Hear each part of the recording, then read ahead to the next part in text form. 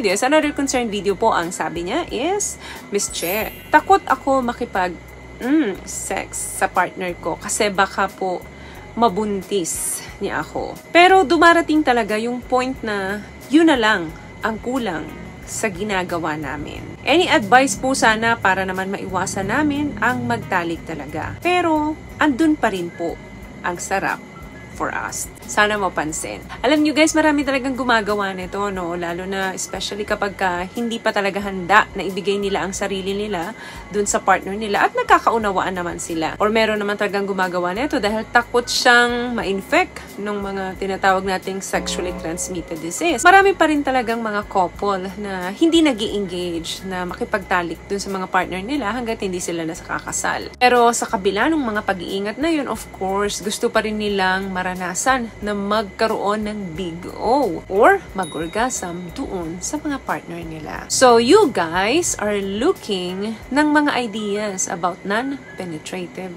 sex. Ano ba ito? Ito yung act of connection and intensity of skin contact or other form of intimacy without pagpasok na mangyayari. But still, nandun pa rin yung pag-exchange ninyo ng fluids sa isa't isa. To the point na mapag-orgasm ninyo ang isa't isa. You just have to think outside the box. Yes, literally. Number 1 dyan is yung mutual masturbation. Yes, magsasarili kayo. Hindi mo kailangan gawin sa partner mo yun. Medyo controversial na yung mga ganyang opinion, ano? Hindi mo naman kinakailangan na i-touch yung partner mo para ma-push niya na maabot niya yung climax niya. Dahil pwede niyang gawin yun sa sarili niya habang pinapanood mo siya at ginagawa mo rin sa sarili mo. Alam nyo guys, yung mutual na pagsasarili is a great way to get exactly kung ano yung magpapasaya sa katawan mo. Yung konting skin contact with your partner, yung paghawak mo sa kanyang thigh,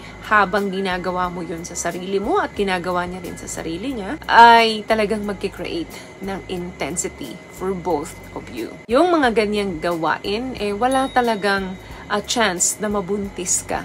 But of course, merong slight risk of disease transmission kasi nag-exchange kayo ng fluids sa kissing and a lot more bago ninyo ginawa yun. Pangalawa, eto, kahit naman ginagawa ninyo ang pagtatalik or not, pwede nyo gawin ito. Yan yung oral sex. Isa sa pinaka-best na avenues para makadirekta ka doon kay Manoy at makadirekta naman yung partner mong lalaki sa clitoral stimulation is yung magkaroon kayo ng oral without penetration.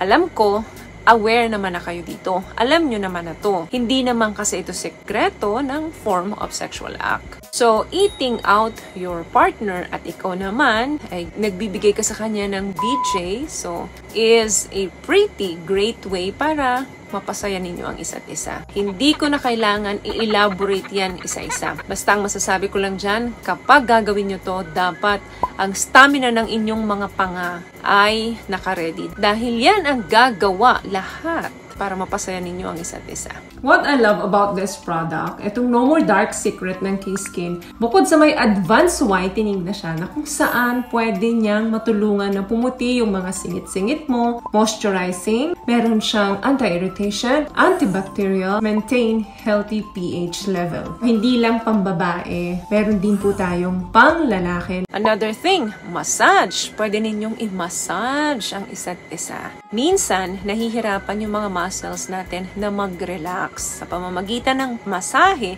na ibibigay ninyo sa isa't isa, mas mabilis na mare-relax ang mga muscles ninyo. Sa katawan natin, napakaraming erogenous part, ano? So, sa pamamagitan ng pagmamasahe, matatouch ninyo yung mga sensitive part ng katawan ninyo sa isa't isa.